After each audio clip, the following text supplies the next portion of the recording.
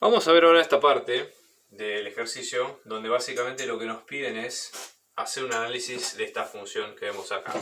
No es un análisis completo, pero nos piden sacar varios de los elementos que habitualmente se piden en un análisis. Por ejemplo, nos dan esta función y nos piden cuatro cosas. Primero el dominio, el intervalo de crecimiento, el intervalo de decrecimiento y los extremos, ¿no?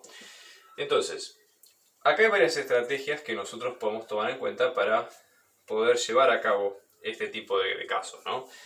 Pero básicamente con un cierto orden lógico podemos resolverlo sin mayores problemas, ¿ok?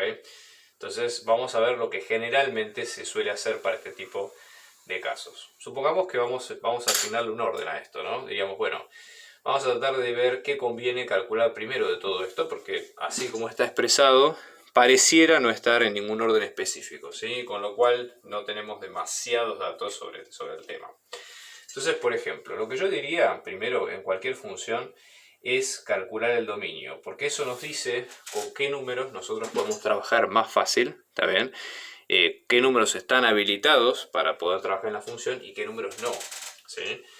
Luego nosotros tenemos los intervalos de crecimiento y decrecimiento, pero si ustedes recuerdan lo que hemos visto en clase, si no, no se preocupen porque lo vemos ahora, generalmente hay un truco entre estas tres cosas. Lo que primero conviene hacer es calcular los extremos de la función, ¿tá? Porque esto después, en conjunción con la técnica de Bolzano que vamos a aplicar en un rato, sirve para calcular los dos intervalos que faltan, que son los de crecimiento y los de decrecimiento. Entonces, esto que ponemos acá es un orden tentativo, ¿sí? Que puede ser útil para nuestro problema. ¿Se entiende?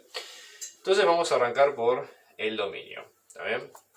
Entonces esto acá, por las dudas, lo ponemos como orden de resolución, ¿sí? Entonces vamos a arrancar por el dominio. Entonces, primero, nosotros tenemos que fijarnos de qué tipo de función estamos hablando, ¿no? Fíjense que estamos viendo que es una división, ¿no? O sea, la forma genérica de poder expresar esto en general es como si yo lo tratara al numerador, que es lo que está arriba, y al denominador, que es lo que está abajo, como funciones por separado, ¿no? Una dividido la otra. ¿Sí? Más complicado que esto no es. Y la condición es que si yo estoy dividiendo, es decir, el divisor, que es el que está abajo, no puede ser 0, que es el único número que me trae problemas en este caso, ¿se entiende? Entonces, ya sabiendo de entrada que el número que está abajo no puede ser 0, yo voy a sacarme ese problema encima y eliminar, ¿sí?, esa parte de abajo, por lo menos sacar los números que sean conflictivos en ese caso.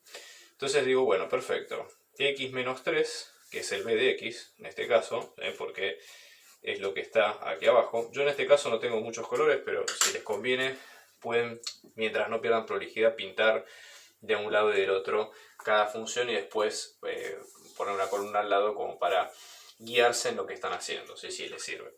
Entonces, por ejemplo, x menos 3, yo voy a fijarme primero el número que sí me va a dar 0 y a ese número lo voy a excluir de todos los números, que la expresión de eso es todos los números reales. Entonces, por ejemplo, x, este menos 3 está restando, lo voy a pasar sumando, o lo voy a sumar, ¿sí?, en ambos lados, con lo cual lo que va a quedarme es un x igual a 3. Entonces, entendiendo esto, el dominio de mi problema van a ser x perteneciente a todos los reales con excepción del 3. ¿Bien? En ese caso la recta no va a tener un punto de continuidad. Otra cosa que se puede pedir acá, que no está incluida, es calcular los límites de la función, ¿sí? Pero como no lo pide el problema, ¿sí?, no lo pide dibujar tampoco, vamos a obviar ese paso, ¿saben? Pero generalmente, por ejemplo, lo que se hace con puntos como este es que es probable que haya asíntotas verticales que haya que calcular más adelante. Entonces, bueno, vamos a tener que tener en cuenta eso más adelante. Luego ahora vamos a ver el tema de los extremos, ¿sí? Porque en este caso los extremos no nos va a alcanzar con lo que tenemos acá en la función, sino que para calcular los extremos vamos a tener que hallar otra función, y en este caso estamos hablando de la función derivada, ¿sí?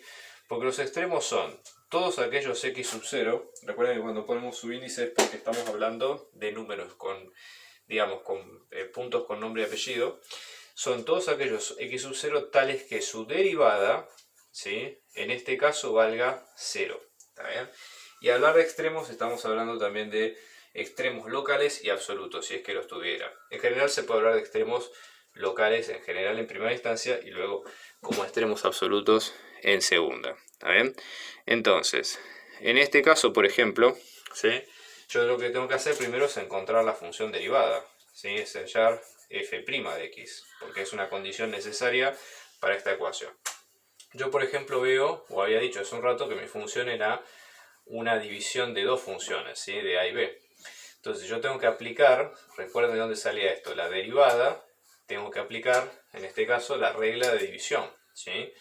Esto sale de cualquier, digamos, tabla de derivadas que ustedes tengan en la regla, o mismo que pueden conseguir en Google, no hay problema, pero, o si uno se la pone a saber de memoria, es la primera función derivada por la segunda sin derivar, menos la primera sin derivar por la segunda derivada, todo esto dividido en el denominador o la segunda al cuadrado. Entonces, esta fórmula sirve para poder calcular, ¿sí?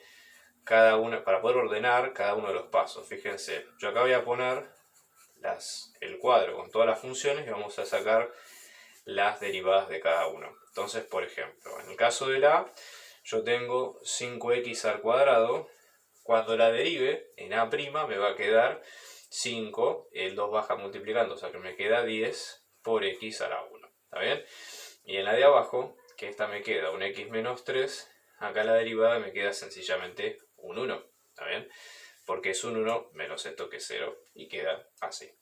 Ordenamos entonces ahora los elementos y me queda, fíjense, ¿no? Vamos a tener, en este caso A' que me queda 10x, ¿sí? Por b, que en este caso es x menos 3, menos 5x al cuadrado por 1, todo esto sobre x menos 3 al cuadrado. Y lo vamos a distribuir un poquito, ¿sí? Fíjense, vamos a tener primero con primero, primero con segundo y el segundo. Y en este caso, el de abajo no hace falta desarrollarlo, puede que sí, puede que no, pero digamos, hasta que no sea necesario, quédense tranquilos. Y esto vamos a tener 10x por x, que esto queda 10x al cuadrado, 10x por menos 3, que es menos 30x, menos 5x al cuadrado. ¿Está bien? Y en este caso, si lo emprolijamos un poco, ¿sí? Simplemente vamos a reescribir lo mismo, pero con, digamos, con un poquito más de los términos. 10 menos 5 queda como 5x al cuadrado, menos 30x, todo esto dividido, ¿sí? X menos 3 al cuadrado. Y así va a quedar, en este caso, ¿sí? La función. Ahora, en este caso la idea entonces es encontrar los x0, como hemos dicho, tales que su derivada nos iba a dar 0. Entonces, esta ecuación que encontramos hay que igualarla a 0 y resolverla como una ecuación común, ¿sí? Entonces vamos a tener 5x al cuadrado menos 30x, todo esto dividido x menos 3 al cuadrado, que es igual a 0, ¿sí? Fíjense que en este caso yo voy a tener, por ejemplo, ¿sí? Esa resta, esa división, puedo pasar multiplicando el x menos 3 al cuadrado sin problema, porque, ya les digo, no es el mismo caso que la inecuación, con lo cual no voy a tener inconveniente. Entonces voy a tener 5x al cuadrado menos 30x, que esto es igual a 0 por x menos 3 al cuadrado, que esto me queda como 0 directamente. Acá, por ejemplo, el 5x al cuadrado y el 30, por ejemplo, como factor común podría sacar x, ¿no? Que se repite, entonces decir 5x menos 30, que es igual a 0.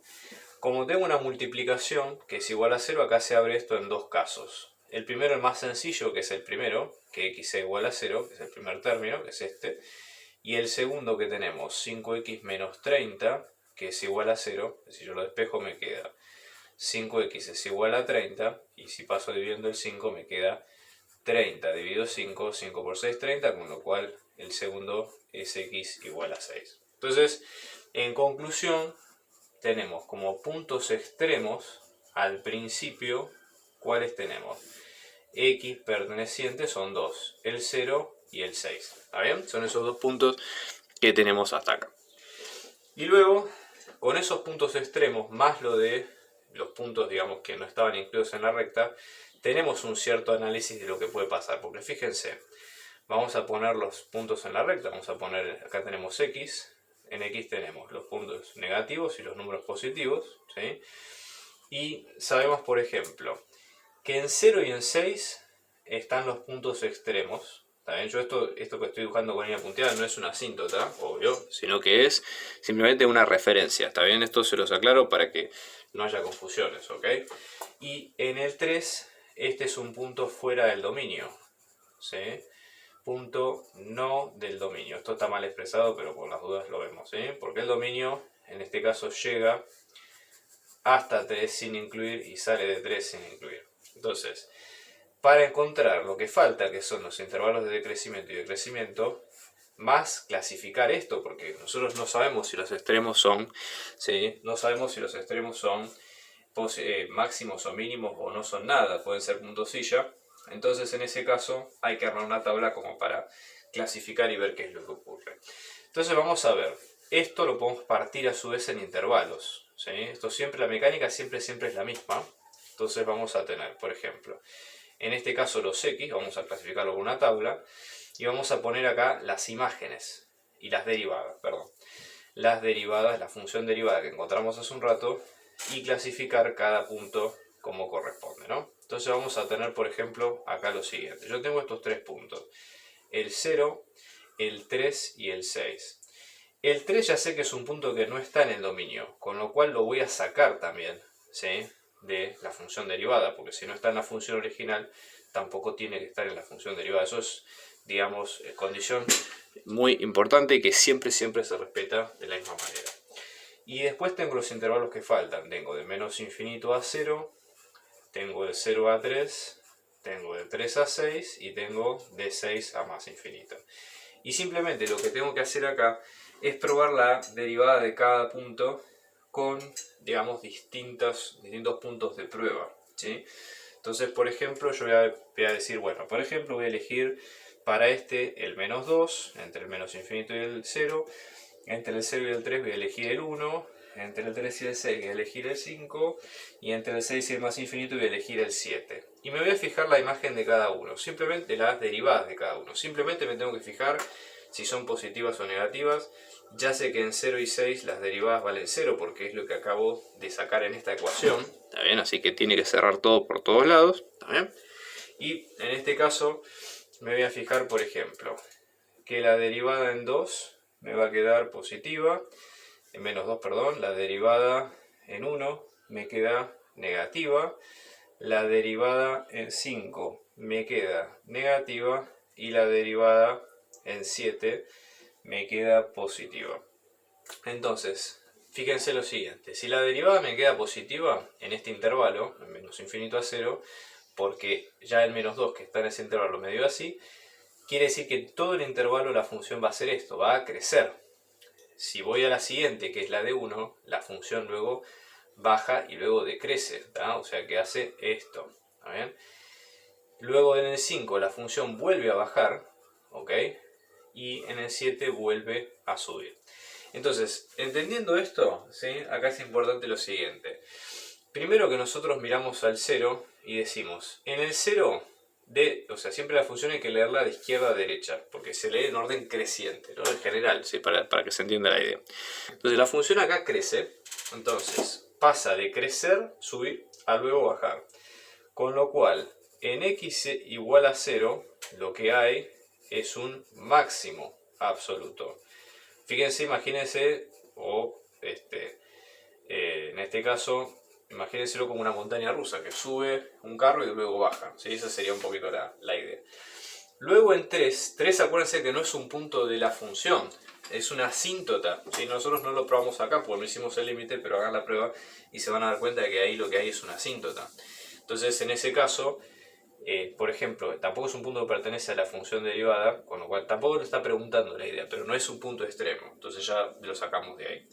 Y luego, en x igual a 6, lo que vemos es que la función previo baja y luego sube, ¿sí? Antes del 6 baja, luego el 6 sube. Entonces ahí lo más probable es que hay, en este caso, un mínimo absoluto.